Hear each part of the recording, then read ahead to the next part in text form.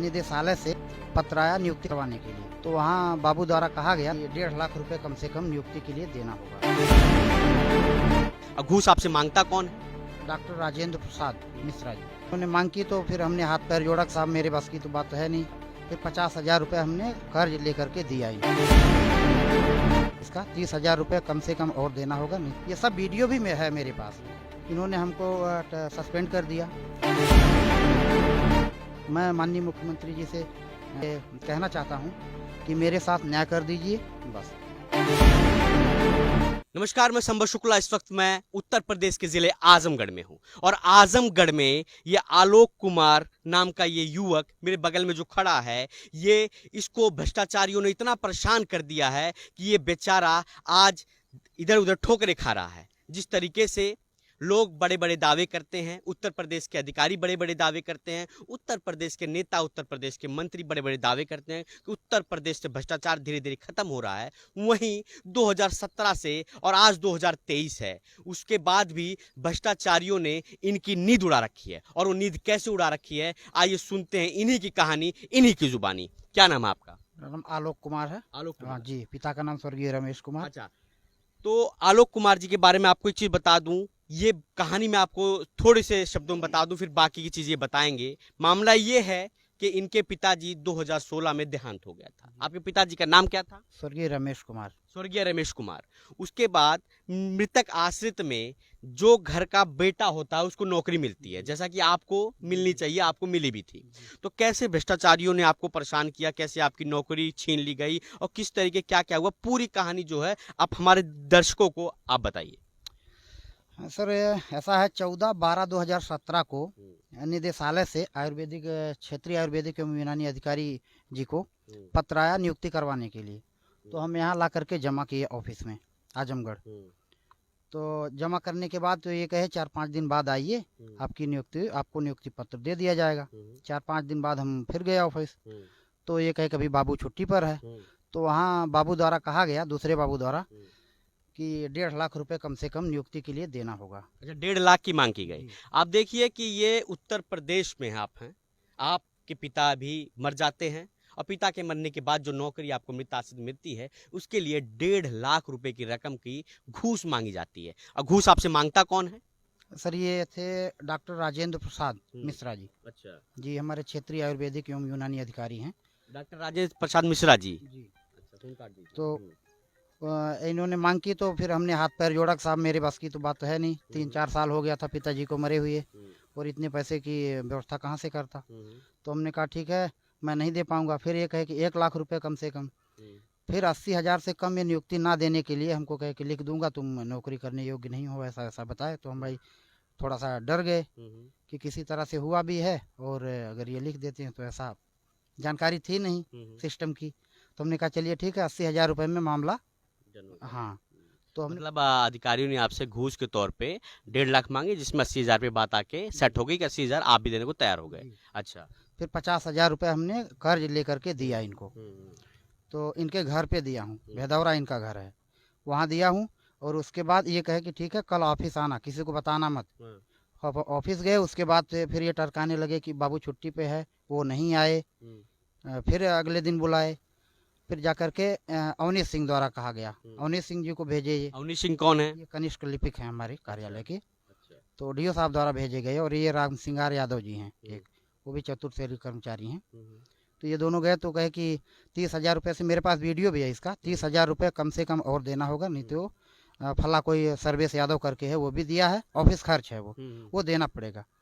तब हमने कहा कि ठीक है। आप देखिए, ऑफिस खर्च के नाम पे क्या सरकारें जो हैं, उत्तर प्रदेश की सरकारी दफ्तरें जो हैं, वो गरीब को से घूस मांगकर वो ऑफिसें चलाती हैं। वो दफ्तर जो उनका चलता है वो क्या घूस से चलता है, या सरकारें कोई ऐसा पैसा भेजती हैं, नहीं भेजती हैं? जिस तरीके से उन्होंने कहा कि ऑफिस खर्च के नाम पे आपको 30,000 रुपये देना पड़ेगा, तो आपने 30,000 रुपये ऑफिस खर्च के नाम पे, वो भी सरकारी ऑफिस में, सरकारी ऑफिस के खर्च के नाम पर आलोक कुमार से 30,000 रुपये मांगे जाते हैं। उसके बाद क्या हुआ?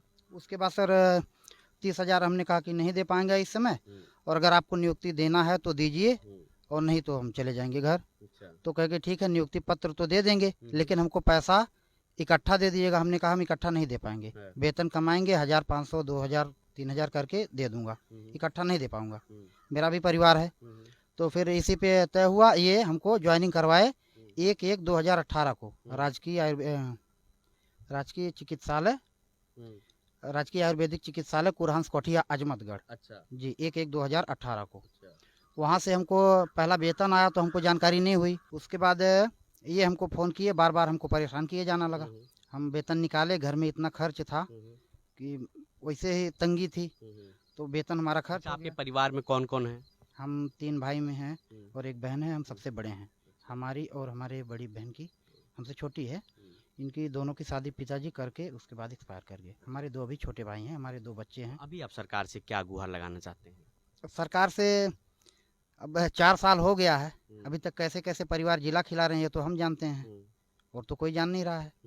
बाकी हर एक युवक जान सकता है कि इस महंगाई में कैसे कैसे परिवार क्या करके जिलाया जा सकता है, आप समझ सकते हैं। तो उसके बाद ड्राइवर साहब द्वारा हमको बार बार धमकी दी जाने लगी, साहब कह रहे हैं ट्रांसफ़र कर दूंगा, मैं निकाल दूंगा नौकरी से, पैसा देना पड़ेगा। फिर हम गए ऑफिस बुलाया गया, ऑफिस गए तो पैसे की मांग की अच्छा, गई। देखिए, घूस का पैसा जिस तरीके से अधिकारी का ड्राइवर बार बार इनके पास आता है कि साहब कह रहे हैं अगर आप घूस का पैसा आप हमारे तक नहीं पहुंचाते हैं तो आपका ट्रांसफर कर देंगे, आपको सस्पेंड कर देंगे।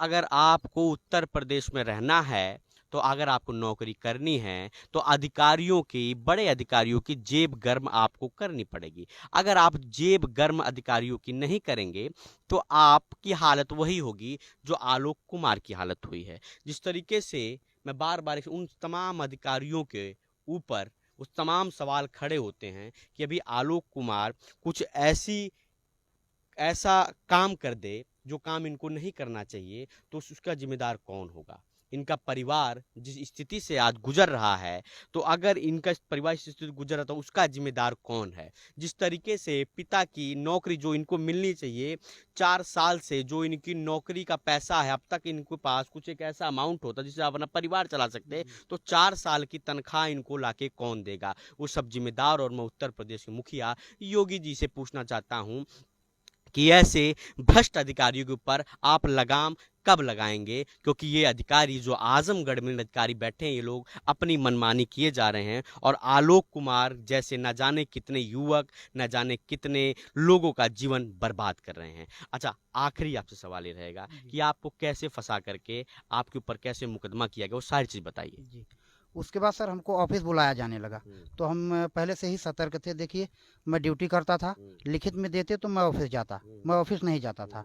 उसके बाद हमारा स्थानांतरण कर दिया गया, 1 ही महीने बाद वहाँ से नगर चिकित्सालय बुलाया गया हमको जिले पर आजमगढ़ में। हम वहाँ भी पूरी ईमानदारी से 8 बजे यहाँ से मैं घर से जाता था और कुरहंस कोठिया से भी रह कर आता था। मैं 8 बजे जाता था, अपना समय से रहता था, ड्यूटी होती छुट्टी चला जाता हूँ कमरे। उसके बाद यहाँ से फिर ये लोग पैसे की मांग करते रहे, हमको जबरन बुला करके ऑफिस साफ सफाई नाजायज करवाते थे, मतलब पूरे शोषण करते थे। जी जी, शोषण किया पूरी तरह से।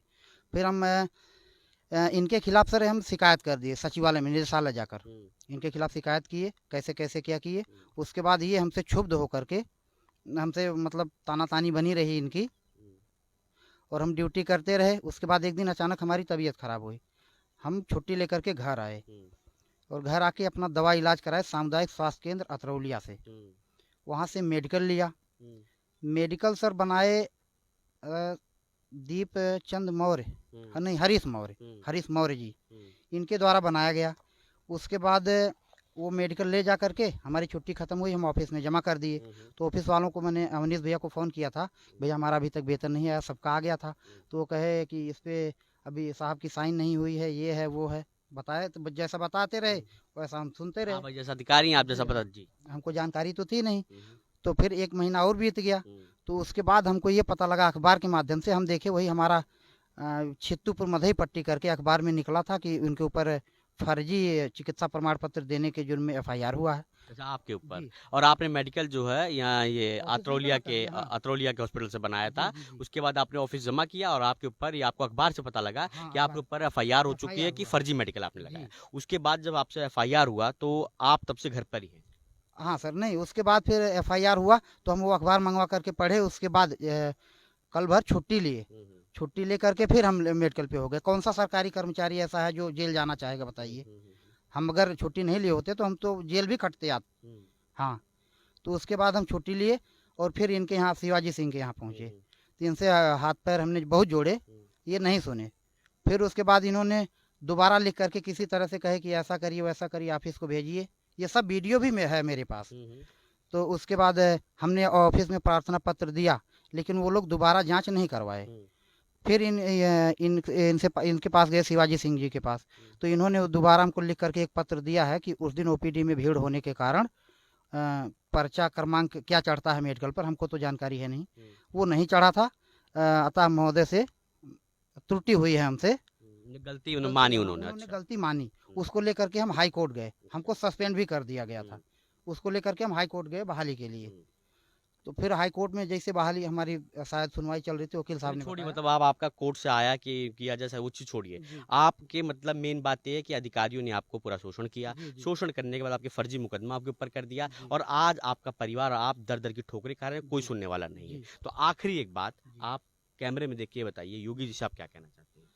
मैं एक बात और सर, मुख्यमंत्री जी से पहले एक बात और कहना चाहता हूँ। इन्होंने हमको सस्पेंड कर दिया। हमारी शिकायत पर माननीय सचिव जी महोदय जी द्वारा एंटी करप्शन भ्रष्टाचार निवारण संगठन को जांच करने के लिए दिया गया था। तो उन लोगों के द्वारा जो है इनके ऊपर भी एफआईआर दर्ज है। मैं सस्पेंड हो गया हूँ, टर्मिनेट हो गया हूँ, इन लोगों का आज तक कुछ नहीं हुआ। अच्छा, आप इनको सस्पेंड हो गए, आपका जी, कुछ नहीं उनके हुआ। ऊपर भी एफआईआर हुआ है अच्छा, अच्छा। भ्रष्टाचार का, उनका अब तक कुछ नहीं हुआ। चलिए ठीक है, तो जी। उनके ऊपर भी मैं आप योगी जी से क्या कहना चाहते हैं कि उनके ऊपर कैसे कार्रवाई और आपकी नौकरी कैसे मिले? आखिरी बात कैमरे में देखिए। मैं माननीय मुख्यमंत्री जी से प्रणाम करके ये कहना चाहता हूँ कि मेरे साथ न्याय कर दीजिए, बस। चलिए। जी। नमस्कार, चंद्रेश यादव के साथ मैं संभा शुक्ला।